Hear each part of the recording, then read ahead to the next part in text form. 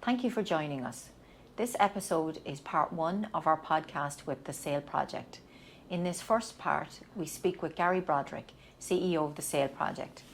In part 2, we will hear the wonderful SAOL Project Choir, who formed part of the launch of the Zero Tolerance murals in Connolly Station. We'll also hear from Charlene and Louise, part of the DAVINA Project in the SAOL Project. Welcome to the RiVeR Project podcast series. I'm delighted to be here today in the SAOL Project with Gary Broderick, who is the CEO of the SAOL Project. So thank you so much. You're very welcome. Delighted to finally get you here. And you got the full tour. Oh, we did. Brilliant. We did. Yeah. Wow. It's really everything that I'd hoped and more. I mean, Lovely. Such a big fan of your work for a long, long time anyway. Thank you. And you got over to the launch of the mural as well. We did. It was really moving, and I mean, there's such powerhouses the women were singing, and hopefully we'll be able to incorporate some of that into the podcast and share that. But another wonderful event that SAOL is part of. Yes. It's one of those things that when you're working with women who use drugs, there's often a fear of them, and they're the women that other people cross over the road to avoid. And so we want, as many times as we can, to be involved in community events to disturb that stigmatizing image, so that maybe they realise is that they're ordinary women who've had a different path and a tough path, and that yes, they use drugs, or they used drugs, or they sometimes use and sometimes don't, but they're ordinary human beings who need our love and support. Oh wow, that's there's such great messaging, Gary, and so important to draw attention to it. Yeah. Because it is a particular look. We've often had conversations about where, for example, domestic violence connects with trauma, where substance use comes in there. So really delighted to be here talking to you today. Great to have you. I might start by asking you for, particularly for our audience, tell us a little bit about the SAOL Project. You're coming up on 30 years now. 30 years this year, we'll be celebrating it next month, but we'll make sure that the celebrations go on and go on. So we're very happy. Back in the mid-90s, locally a methadone clinic opened, which methadone is one of those topics and subjects that get mixed reactions, but at the time I definitely saw it as a lifesaver. And one of the things that happened was that the manager in that service had been doing her master's, and Carmel wrote her thesis on women and addiction, and she came back to the community and said women need different supports. And because the North Inner City is very community oriented and active, and they don't just take an idea and leave it waiting for somebody else to do it, they go and do it. They explored the options of opening a rehab style project, and it came to a point where they were trying to decide whether it should be women only or mixed, and they went with the women only with the intention of opening a men's project down the line, and the men's project never happened. So as a project, when it started, the idea was we take in a group of women, they'd go on what was a FOSS scheme then, and is now the CE type scheme, and 2 years of that scheme, and they'd be drug free and released back into the community, and be able to go and work and do whatever they wanted to do. And within a very short period of time they realized, addiction is a little bit more complicated for women. We now, the intersectionalities were beginning to be identified, though we didn't necessarily have that word at the time, and realizing that maybe even stabilizing matters might take 2 years. So SAOL, as ever, adjusted and readjusted, and kind of, I suppose, really in a snapshot, it was a place of safety for women to be able to come to and to work on their recovery journey, whatever that journey looked like. Very often recovery is framed as becoming drug-free, and becoming drug-free is a great thing. But when you are having to manage the whole family when you can't get away to go into treatment centres, when you maybe have other things going on in your world. It's sometimes about getting stability and connection going with all of these different aspects of your life. And one of those intersectional issues is domestic violence. And at that time, SAOL was really working with domestic violence on a one-to-one basis as it arose in individual cases. And in fact, even though we were very proud of all the work that we were doing, one of the things that we were missing was really pushing the issue of domestic violence. We were waiting for it to emerge. Okay. And so it emerged regularly, but still probably not as sufficiently as was needed.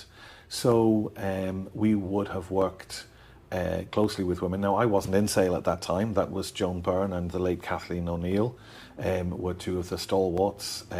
Katrina Crowe has been on our board and been a leading light and involved in the project all along. So it's been great, and Shawnee Lamb deserves a mention since he's the one who came up with the name SAOL. And SAOL, he's a Gaeilgeoir, so I'm not even going to embarrass myself by trying to pronounce the words, but the translation of each of the letters is stability, ability, work and learning. So SAOL, obviously over is work, I think. So that really was, and the overall word SAOL is life. So really it was about bringing back life, bringing back, challenging the women who came to SAOL to make better in their world, but whatever that making better would look like. And within that then, we would have worked, yes, on domestic violence in kind of lower, but we had very good relationship with probation because unfortunately when you're using drugs are illegal, lead to illegal activities as well as being illegal in a lot of cases. So our women ended up in prison from time to time and involved in the court scene. We started a small children's project after the first year because you can't really work with women without helping them mind their babies. And unfortunately, we don't often provide those kind of supports for women when they're coming to services, particularly in addiction services. So it was great to be able to open that small project, and that project still goes, and we have the babies over there today. And we also kind of realised that women who would come into our community employment programme would complete that, but they continue to need support. Or some people didn't feel ready to do 5 days a week. So we developed different responses to that, and that now comes under the umbrella of the You Choose programme. So women can come in and they can pick what they'd like to do and commit to the days that they can come to and work on what they want to work on. All of the women coming in get a key worker. They work on their care plan as they've defined it with their worker and how they see what they see as the most important. We feel it's so important to work with the women on what they want to work on, because so much of their life is controlled and often coerced, and that's led to DAVINA, and DAVINA is our domestic violence programme. And it has been the most recent. It kind of began in 2021, 2022. And given that we've been around since '95, you're saying, Gary, where were ye? You're a bit behind the curve. And it was, I think, because we were expecting it to come into us. Yeah. And in about 2014, the lovely Jura O'Rourke, who used to work with us, she kind of contacted Solace in London, and she got their programme, and we wrote Solace to SAOL, or she rather wrote Solace to SAOL, which was a manual for looking at domestic violence and addiction. And we started that, and we found the women found it very difficult. It was very hard to address a lot of the issues in it. And we nudged away, and we were doing that. But it wasn't until COVID that we were blessed that the HSE supported us in staying open, because a lot of services closed in order to run hostels and keep people safe who were caught up with homelessness. But we were out and we were bringing educational materials around to the kids and bringing food around to the families and bringing things for the women. If you remember back, not everybody had Wi-Fi and not everybody had access to the right materials. And it was when we were visiting that we were then beginning to see the violence. Because we didn't have an outreach program, we weren't meeting the women in their spaces. And what we realized, what I realized, what Radine realized, was that the women would stay away when the physical violence was visible. And they'd wait for the bruising to calm down, and then they would come back. Mm-hmm. And they'd make up all kinds of different excuses, but we weren't asking the right questions, and we weren't pulling at that thread. And I'd be confident enough to say that if we weren't doing it, then I don't think anybody in the addiction world was doing it. Mm-hmm. And so we had all of these women coming to SAOL with this major issue going on in their life, and nobody really able to talk about it. And it was only when it reached crisis point that it might then present, and then we'd be working with the woman individually. So we came back and we realized that we were missing something major, and so we were fortunate to have Rethink Ireland, and we applied to them for funding, and they supported the development of DAVINA. Now, I say the development of DAVINA as if I was heavily involved in it. This was Rachel and Radine doing all the work. I just came up with the name. Do you know? That was an important that one, was though, the Gary. important bit, and you see. Leadership is really key to the success of any innovative project. Exactly, so I'm taking all the credit. That's what CEO actually stands for. Everybody else does the work and I take the credit. Gary, just around the I suppose the more proactive question in the context of domestic violence, it's just as you had mentioned there around the asking of the questions. It might surprise you to know that even within specialist DV services in the very early stages, there was that reluctance to ask. Right. It would have been people were in front of you, because I mean certainly that's the way I would have been trained, which was it'll come. Yes. And I was part of that sector as it kind of changed, and the recognition. You know, this I'm going to say similar journey. Right. Where you're kind of going, okay, we need to be more asking and creating those spaces where people can talk, and that it don't have to. Yes. You know, it doesn't have to. Come from them in the sense of the pressure on them to speak. Yes. But yeah, I mean, I'm going to say that's. Where we're at this time with this issue, there seems to be that move towards actually leaning in a bit more. Well, that makes me feel a bit better. But I think one of the things as well in SAOL is that because we are not a domestic violence service as the number one thing that we do, when the women say no, they don't have to leave. You know, we will ask them about domestic violence, and the vast majority of our women will say no, they don't have any issues with domestic violence. But at this stage, we would easily estimate that the women who come to SAOL, women who have addiction issues, 80 to 90% of them have experienced domestic violence, either as children, in some relationship currently, or all three. Do you know? But they're initially, they will say no, and they'll say no for a couple of reasons. Shame obviously is there. They're worried about what will happen to the information, but also, particularly for our women, it will be that they didn't know that was domestic violence. So they really don't have that language. They don't have that sense of this being something that shouldn't be happening to them. Now, I know that's the same for other women, but particularly among the group, even to the point where they would see physical violence as I'm a drug user, so what do I expect? Do you know? So the fact that he gives me a few slaps, it might be a few slaps less than a previous relationship. And it's in the real powerhouse through DAVINA, through the group think that happens in SAOL, that can gradually begin to be changing for women, that they begin to realize, oh, that's not okay. really, is that not okay? And that's where it happens. And so being able to provide spaces, safe spaces where women can talk about their experiences without it having to be just talking about domestic violence, but it's within the overall, when they're talking about their drug use, when they're talking about their recovery journey, when they're talking about life in prison, domestic violence will be talked about a little bit, and then that triggers something else, and then people are going, oh, that same thing happened to me.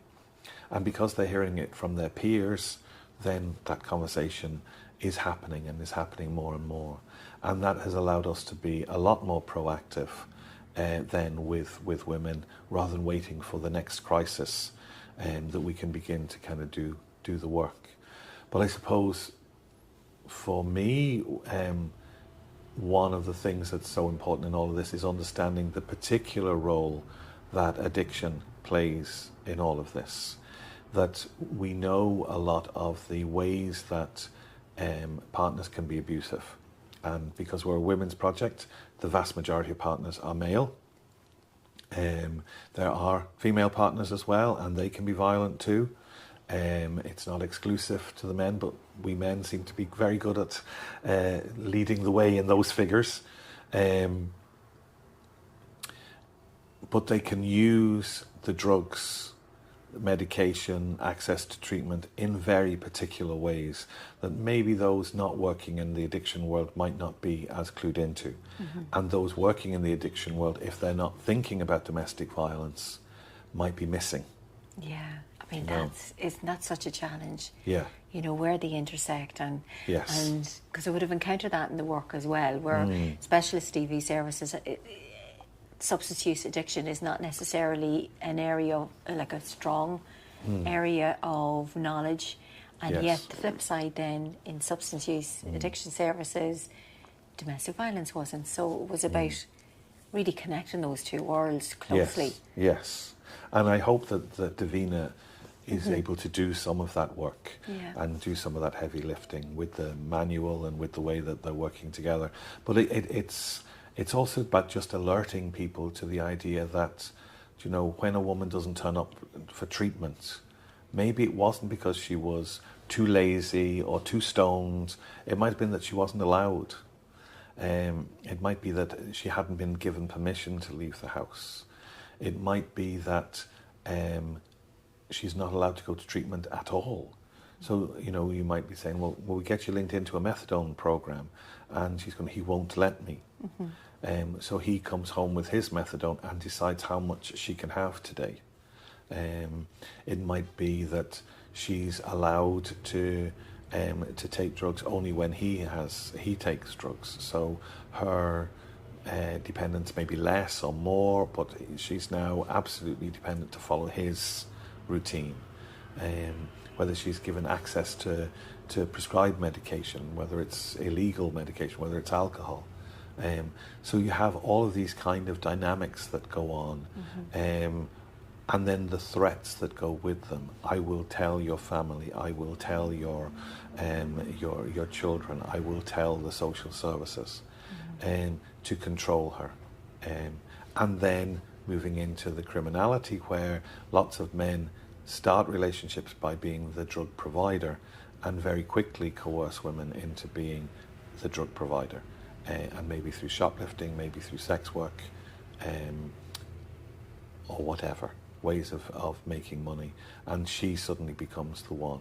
And so we see increasing numbers now going to prison, and part of that question is, like, how many of the women who are going actually had a choice in the shoplifting, for example, that brings them in front of the judge. So I think that when we're talking about domestic violence, that intersectional piece is really, really important. It's not a standalone issue. And for us in SAOL, all of that is then, of course, complicated by poverty. It's complicated by community violence, gang violence. It's complicated by child protection issues and child care, all of those things. And of course, prison. So when he ends up in prison, everything changes in the family unit. Then he comes back and everything changes again. And so that kind of topsy-turvy family experience is also mixed in there as well. Gary, you had mentioned there about a significant amount of the women that you've worked with or are working with have experienced domestic violence, and I'm very conscious of the research that you've done, which is so groundbreaking in many respects. That to have research in an Irish context that powerfully outlines just how prevalent this experience is. Yeah. Can you maybe say a wee bit more about that? Yeah, well, we've had 2 studies done, and again, I mentioned them briefly, but Rethink Ireland have been amazing with us and supporting in order to get this fledgling piece off the ground, and now we have Cuan in supporting it as well, so that's just fantastic. But one of the things we had said is that we'd really like to kind of go and research and find out some more. So initially, Catherine Comiskey and her team, Catherine in TCD, did an amazing piece of work where they went looking to see if we count. Can we count? What can we see? We had asked them to look at what elements need to be part of any kind of program if we were developing the manual, as you've seen. But one of the things then we were asking was, how many women are facing these dual issues? And they used research as a baseline from the European Union and another study that happened with, I think it was with the HSE.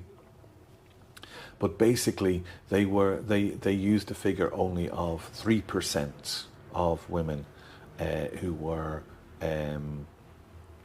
coming to services or known would be also having issues with addiction. And then 15% of that figure would be lifetime experience. Now, we would suggest that maybe that is a bit higher, and in fact Catherine would say the same, but in order to make sure that the figures were standoverable, is that a word, standoverable? It'll do. It is now. It is now. That she needed to use that baseline figure, and we found that in 2020, using that baseline figure, there were 11,043 women who would be experiencing both domestic violence and addiction. 11,043 women, or 48 women. And I suppose for me, I felt initially, oh, that's a low figure. And then I started thinking, well, for my sins, I'm originally from Athlone. Athlone is about 20,000 population. Right. I mean, that's more than half of Athlone. Yeah. Do you know, when you begin to look at it like that. And then when you look to lifetime experience of both addiction and domestic violence, it was just shy of 50,000, 48,000. And again, I believe that figure is an underrepresentation, but one that we can stand over. And at that time, there was only Rachel who was employed to work with women who were using drugs and experiencing domestic violence or having addiction issues. So the need for us to broaden that and kind of expand the expertise, I think with the zero tolerance approach, with the third strategy, with the work of what Rachel and the team have been doing, I think there is a greater conversation being had now, and I think people are more skilled and more aware, but I think it needs to be continuing, because that's a lot of people, and a lot of people that maybe are not getting the supports that they need. Yeah, absolutely. I know when we spoke about this, Gary, in preparation, we were talking about, you know, I suppose really helping people to see that more clearly, even in the initial stages of connecting. Yeah, of connecting, yeah. You know, so. But also finding ways of returning to the topic in safe ways for women and men. But as I don't work with the men, I'll leave them to one side. Sorry, lads. That, like, just as our experience is here, women are not going to say yes straight away. They're not going to respond to those questions. And we as workers need to be aware of that and be okay with that and roll with it a bit. And I'm not sure that we always do that, and the pressures that people are under and fill in assessment forms and fill in this form and get the stats up here. Do we get a chance to go back and revisit and almost expect that we need to revisit particularly a topic like domestic violence? Because, you know, people are loyal, people are worried about telling their truths, of course. and we need to give them time, you know, to trust us and to build that up. I think the other piece for me was also highlighted by the other piece of research that we did with Mary Kennedy, who works out in UCD in social work. She led a study just exploring about how the human rights of women who use drugs were being maybe missed when it came to providing services in relation to domestic violence. And we still don't have an easy route for any woman who's using drugs to be able to go to refuges. So we have a regular situation whereby when women disclose domestic violence and their need for a refuge, that there is no automatic place for them to go to that will be able to respond to their needs as a woman who uses drugs. Rightly, a lot of the refuges and other services don't have the skill set, and that hasn't really been changing. So the need for a willingness, rather than a lot of the time it's, have you 6 months of being drug stable? Are you able to show that your urines are clear of substances? All these extra expectations of women who are in utter distress at this dangerous relationship occurring. And then we have had to let women go back to their homes after disclosing, because we haven't been able to find places for them to go to. You know, so that needs to be addressed. And Mary Kennedy's research really highlights how we are in Ireland letting those women down, and you know, we are upholding Istanbul and we're upholding all of these other pieces, and maybe we're not in practice. It's interesting, particularly for me, Gary, just having managed a service before and having walked that walk in terms of becoming a low threshold service. Yes. But what I would say is it's not everybody is aware either of the specialist services that do actively work. And that's in itself a challenge, isn't it? When people are not aware and they assume that maybe all services can't or are not in place. Because even just in the podcast isn't about me, but just that was such an interesting journey for us as a service, working with Stella in the UK around active substance use and domestic violence. And it's challenging work. It's challenging work, but such a privilege as well, and so worthwhile. But even it's like subtle things that, like, let's say that she. There is a stable home, and let's say he leaves and she's able to get a barring order or whatever. She's just been in a relationship with somebody. That relationship is broken down. She's going to be upset, likely. And women who use drugs deal with that distress by using drugs. But now there isn't a second adult in the home, and maybe she has the children there with her. And so you have women who make a move on really trying to say, my safety is important. They put a halt on things, and then they relapse if they had some stability, which is all completely understandable and predictable. But then we don't support, there aren't the supports there, and then her children are at risk, and then we bring in social services, and then the family is completely shattered. So you have all of these kind of pieces that we really need to be thinking in a joined up way, that it's not necessary. This will be maybe a temporary piece, that yes, she is distraught right this moment, can we support her in that? Or if we know that these are the ways that things generally go, can we support her in that? Do you know? Because she's allowed to be upset. She's allowed to be distressed. Yeah. And she's human. And she's human. And yet we seem to forget that because we get blinded by the addiction. Yeah. And we have lots of images of addiction. And unfortunately, the stigma of addiction is strong. And not just in Ireland, around the world. We haven't managed to break that. Yeah. And it is about maybe substances are used to deal with distress, with trauma. And if we don't factor that in, then we maintain, the cycle. I mean, Stephanie Holt, who's done loads of brilliant work, but even just talking about how, the ongoing abuse that happens, even when that separation happens, and because of the children, and then how do we support women in that, and the threat, I'm going to tell everybody about your drug use, and the fear that maybe the social worker isn't clued in enough to know about how drug use works, and almost even with hidden harm, how that almost becomes an extra burden.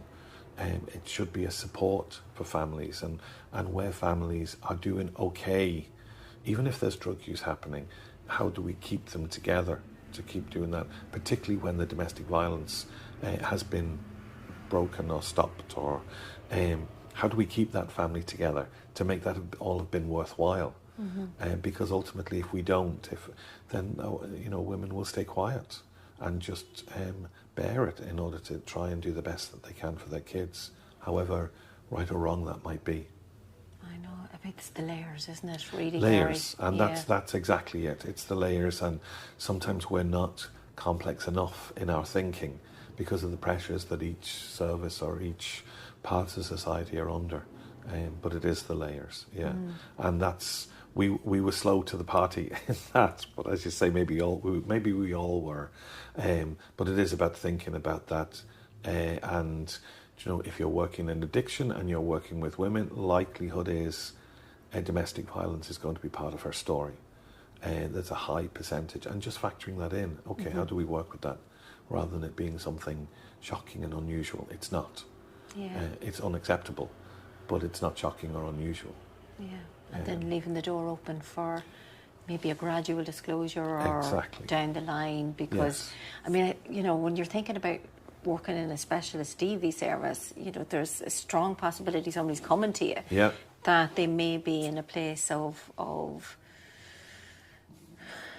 I suppose maybe getting ready to maybe think and talk about experiencing this, whereas in addiction services it's just a different environment, isn't it? Different environment, and whether it's open, whether there's an openness to talk about it, and in many ways we're just about. I don't know whether we are. Hopefully we are, but it was almost like a Pandora's box when we opened the question about domestic violence. It was, holy God, how was this all happening and we weren't seeing it? Do you know?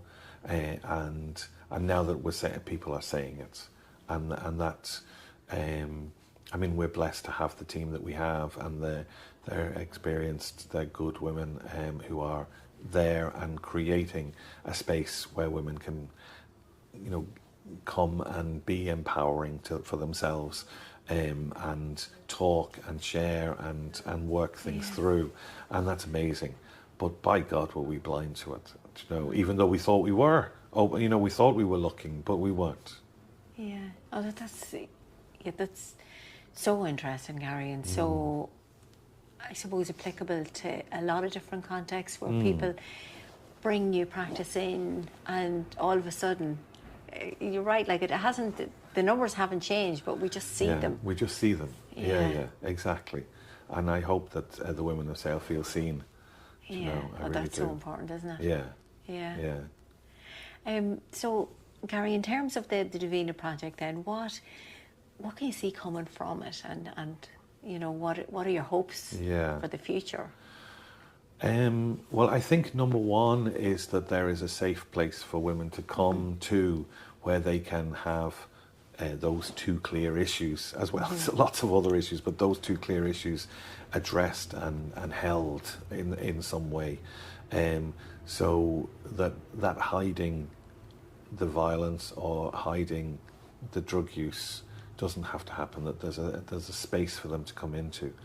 And for the women of the North Inner City and beyond, that space, I hope, is there, and I hope that we get stronger and better at that into the future. And I really believe with the team that we have and the way that they're working together, that'll happen. And I hope that Kuhn stay behind us with that, and it's not a flash in the pan, and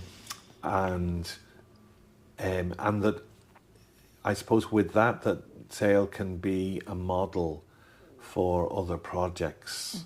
To be able to develop something similar, that they can come along. SAOL has no great desire to go and rule the world. We're happy in our nappy here, you know, but we're very happy to share the model of how we're working, and that if there are other addiction services feeling that they need a DAVINA, that they can do that, because I think just creating that space will radically change people's lives. It has already, and more, please. That would be good.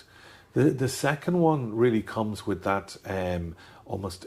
SAOL has always been an educational type. We're very big into Paulo Freire and pedagogy of the oppressed, and getting out and really developing programs coming from the women and. But with this, when we were creating the DAVINA manual, it was the women who were the peers in our project who wrote that manual with Rachel, that it was what they wanted to see in a manual. So part of Catherine Komisky's work was to kind of give us a skeleton framework for it, and then that the women then would say, no, this is what we want them to know, this is the piece. And in fact, those women come with us whenever we're doing those trainings. So they're part of that. They bring their energy and their story and their insight and their gift to the different trainings. But that's the piece that I would really like, is that it's a bit like when you talk about trauma-informed practice, that like in each agency you need a trauma champion. Well, I think that we need in every community a domestic violence champion. That doesn't quite sound right now, that championing domestic violence, but I get it. The response piece.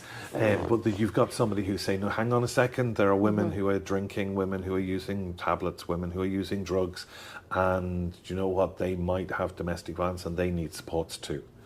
And do you know what, here's some of the way you might do it, and here's some of the things you might look for, and here's some of the particular issues that arise for women in that space. And I think that's what I really want to see happening. The team are away today and they're doing a bit of training, and I love that. I love to know that somewhere while we're having this conversation, there's another group having a similar conversation where they're exploring it, but looking at their own practice, and seeing, okay, what can we do with the women and the men that we're working with.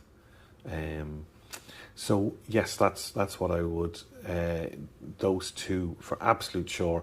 The other one, we were working with the Red Door Project in Drogheda, and we did some work with some of the lads there, and we really feel that we need to be able to offer something to the lads too.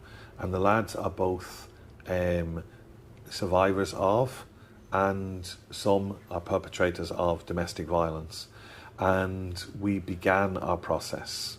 And I don't know when we're going to get the time to be able to kind of develop that further, but I would really, really like, particularly in the addiction world, there's a lot more men in the addiction services than there are women. And so I would really like to be able to offer a DAVINA style program for those men. But that will have to address the fact that they maybe experienced domestic violence as children, maybe they've experienced it in adulthood, maybe they've been perpetrators as adults, and developing something that would be kind of a complex program, but just looking at how addiction fits in there. That's maybe a little bit longer. As you mentioned, I'm studying at the moment, so I might have to wait until that's done before I can focus my attention on that. But that would be lovely to be able to offer something just to make it more accessible. Yeah, oh, absolutely. Like, I suppose in ways, and we do always and rightfully have a focus often on victim survivors, but nothing changes if nothing changes. And where we're not engaging with some victim survivors, or where we're not fully engaging with perpetrators of abuse, we're missing the opportunity to make real and lasting change. Yes. Yeah. So I look forward to that podcast, Gary. Yeah, well, that's that'll be okay. great. You can hold that one down the line. Yeah. And you mentioned the seeking safety. Yes. As well when we were preparing for today. So we have had the pleasure of meeting the seeking safety. We've been the Red Door. Yeah. Very good. Well, actually, Orla has been working here as well, so that's been great. And Carrie has been on our team. And I suppose we try to be a trauma-informed service. And I always kind of say we try, because you can only ever be trauma-informed to today. Exactly. So, you know, how did you do to today? God only knows what you'll be like tomorrow. And it is about that reflective practice, that you're looking back at what you do, and sometimes we're very successful, and then sometimes we're not.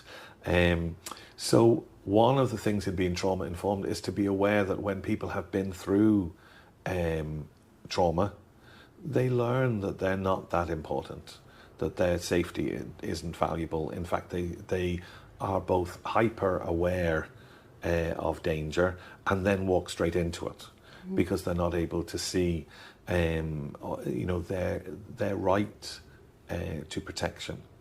And the Seeking Safety program was written by Lisa Najewicz, and she's a wonderful Bostonian woman, and she's been over doing training with us, and she's been involved because we managed to get some funding with the HSC dual diagnosis. And so the program in Drogheda with the Red Door, ourselves, Ballyfermot and Ballymunster, Sophia Housing, Ruhama, and the Roscommon Women's Network, we all kind of came together to try and implement Seeking Safety in an Irish way, but in a shared, supportive way. And that program it's not rocket science, which is brilliant. But what it does is it basically says, you don't really know how to be safe, so maybe let's spend a bit of time learning how to be safe. And so things like red and green flags, and valuing my own stability, and being able to identify X, Y, and Z. It's really lovely. It's kind of, there's about 25 different sections of it, so you can do lots of rolling programs with the women, where you're basically teaching people how to be safe and safer in their life. And I often think, we talk to people about, eating healthily and that, and yet they've been in hostels and they didn't have access to places to cook even. So they've lost that skill. So then part of your program is, well, maybe we need to reteach them how to cook, so that they're able to do that bit. And it's Seeking Safety is really that, but for safety, and basically saying, well, you weren't really taught how to be safe, or maybe you've forgotten that bit because of all of the trauma that you've been through. So let's revisit that.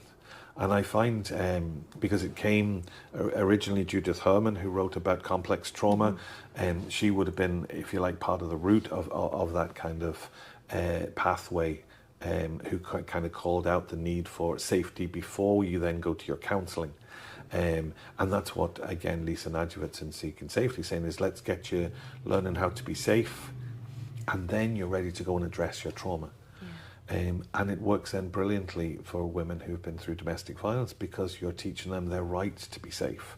And all of that de-skilling that often takes place with the coercion and coercive control that the women are experiencing, you're almost reteaching and saying, no, you have a right to this, you have a right to be safe, and this is how you might do it. And then oh, if you'd like to go on and do counselling, then maybe now would be the time. Not that counselling is for everybody and that therapy doesn't work for everybody, but that you've kind of set that. And I really appreciate the fact that we have that here in the project, because it means that we can ask some of those questions about safety, knowing that we've got something to offer. It's much harder to ask those questions when you've got, if I ask you about how are you keeping yourself safe, and then I go, oh, you're not. Oh, right, that's a shame. That's a pity. Whereas now I can say, we have Seeking Safety downstairs. Would you like to join in there? Or can we show you some of what we do with that? And our Seeking Safety can be either one-to-one or in group. And so we've got that real flexibility to work with people. And you can be doing it as many times as you need to get that.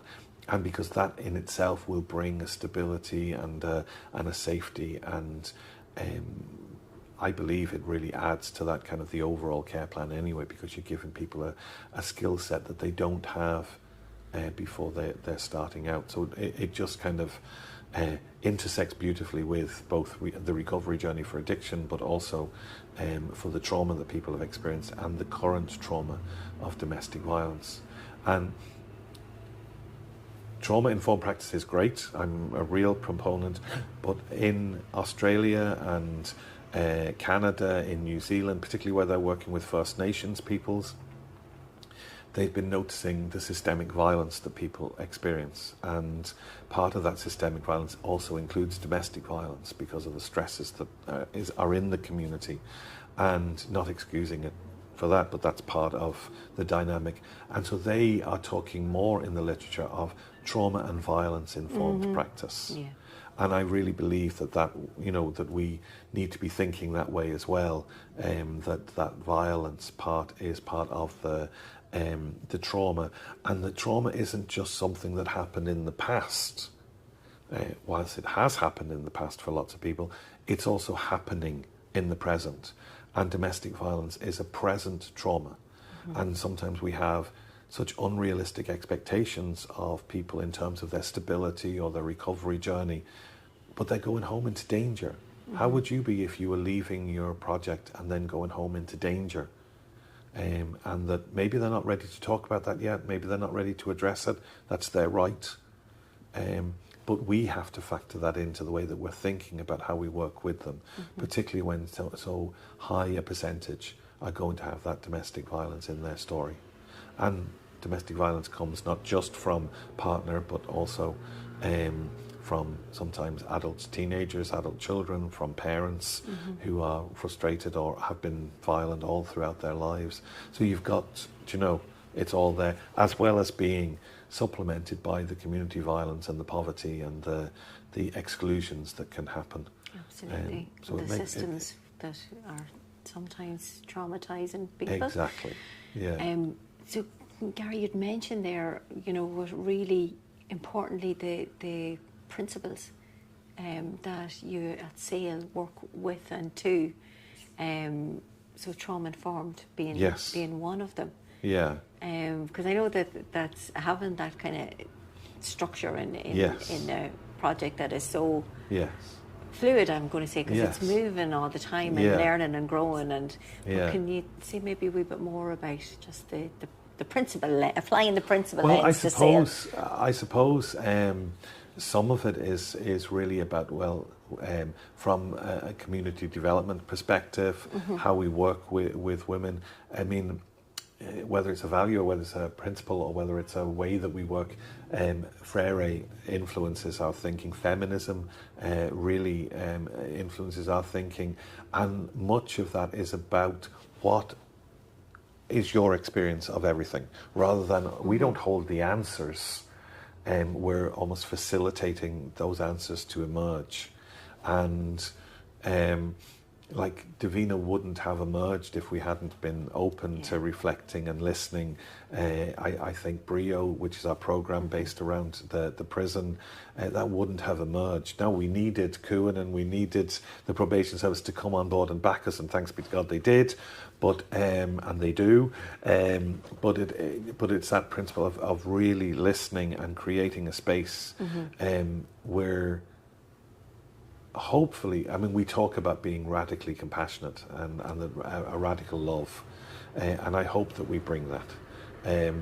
And that part of that, I really love in mindfulness that they talk about kindness and how kindness is useless if you don't challenge somebody, because if somebody's doing something that's of harm to them and you don't say it, that's not being kind. So, but part of that kindness is, how do I say it to you? How do I challenge you in a way that you can hear and that you're able for? And so even, for example, with trauma, and where trauma is alive, any form of criticism is usually met with block. So how do we explore that? Can we be patient? Can we wait with somebody? Can we hold them in different ways? Can we give them different ways of being in the world so that it can nudge away at these other? So even something like going out singing today. Are we the best singers in the world? No. Have we got probably the best energy for singing in the world? Yeah, I would argue that we do. But it is that piece of, in those moments, those women were useful. Is that a good word? I don't know. But they were active members of their community. They were visibly standing up there. Lots of people would come to me and say, God, they're very brave. I wouldn't stand up and sing in everybody. And they definitely are. So it's that kind of sense of, can we create opportunities for people to have different experiences of themselves? And from that then, kind of maybe imagine that things could be different. And that then hopefully is led by feminism. We're very strong with realizing that the patriarchy is alive and well. I'm kept in my place. Of course the patriarchy is good and strong because I'm the CEO. Do you know? I mean, well, that is the way of it. But it is that piece of realizing that we privileged white men haven't got a notion of what it's like to be women in a society that behaves in the way it does to women still. And so just making sure that we try and keep ourselves awake to that, and try and particularly call our colleagues in all of the other services to be aware of that, and to be, recognizing that, particularly in addiction services, it's generally 70-30 in terms of percentage, maybe even higher, of men to women in services. So the services are more male oriented. And it's time for us to be more alert to the fact that that doesn't work for women in the same way. So I suppose that's a value that we're out, or a principle that we're not quiet. I suppose that that real embracing as best we can that our women are, well, we're calling our women at the moment messy. We're using this word, messy women. We're having a conference on the 5th of November, and we've called it Messy Women, in a sense that intersectionality isn't clean. It's not clean cut. We're in a world where neoliberalism is, let's box everything, let's be very clear about everything is, and you manage. And then we have all these messy women who decide to have domestic violence and addiction and poverty and community violence and children and elderly relatives all in there, and it's not, hang on, sorry, where? So, and we're very much saying the joy of the work is in that messiness, is in that, and we welcome women wherever they are in that messiness, and whatever role that we can be with them, but making sure that they are part not only of their own journey but of other women's journey. So that peer involvement, that peer connection, so that the value of their learning is respected and it's in the mix. That's what we try to do. And I suppose we try and do all of that. And a bit like whether we're trauma and violence informed on a daily basis and having to check, we try and do that all in a safe space and work hard at trying to create safety. And sometimes we're very successful with that, and sometimes we're less successful. But being alert to, are we being safe? And knowing as well that when we provide a safe space, that creates a juxtaposition to the violence that people are experiencing at home. and it's almost kind of like almost too hard at times. So you'll get in the dynamic where that safety will be compromised because it's hard to live with the two differing. And you can almost see people putting on their street jacket for when they're leaving SAOL, that they can be different women when they come into us, and then they have to be prepared. The walk home is shifting to a different environment, but really giving people that lived experience of safety where we can. Oh, that's wonderful, Gary. And it's I could talk to you all day. I hope it makes some sense to you. Sorry no, if absolutely. Yeah. But I think, is there anything that I didn't maybe touch on that we had hoped that we might cover today? That anything that you didn't get a chance to say? That's like a question at the end of a job interview, isn't it? Yeah. You got the job. Yeah. And have you got any more questions? Yeah. I suppose, not really, but I do. I think when you work with women, you give out a lot. And I mean that in a nice way, because we are in a patriarchal system. We are kind of working with women who are marginalised, and that's being marginalised is a current rather than a past experience. Yeah. We have the two buildings that you've been in, and you can even hear the abuse that the women are getting when they cross from one building to the other, just from people walking along the street. It's shocking at times, and so there's an anarchy in being involved in domestic violence or being involved with women who use drugs, because you're constantly challenging that which is in place. And I don't apologise for that, because I believe that that's what we're here to do. And when I say we're anarchists, I say it in a kind of a lowercase a. I'm too old to be a capital A anarchist at this stage. But we are challenging the system regularly, and I'm sure that makes us a pain in the arse. Do you know that, there's SAOL going on again about their women, their precious women and whatever, and we will continue doing that. Yeah. But I do want to say that that the support that we get from the quiet support from the funders, that I rarely get a chance to say thank you. Do you know, because I am always giving out. But just I really do recognise Kuan taking that step and supporting us for the domestic violence, for DAVINA, Brian and his team up in social inclusion, backing the work, even allowing us to continue working during COVID, that really birthed the DAVINA, to the probation service, who are a joy to work with, and always willing and looking at how they're responding to women.